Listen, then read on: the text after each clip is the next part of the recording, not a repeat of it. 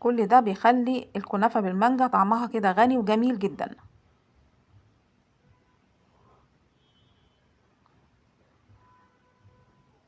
وهرص بقى جزء كده من الكنافة برضو فوق الحشوة،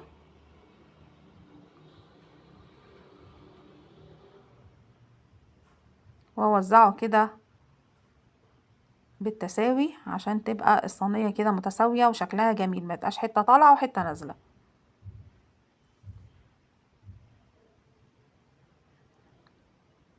ما تضغطيش جامد علشان الكريمة ما تخرجش من النص.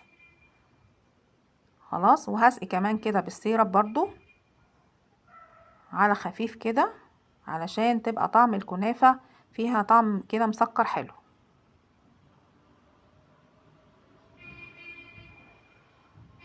وبعد كده هعمل بقى، هحط بقى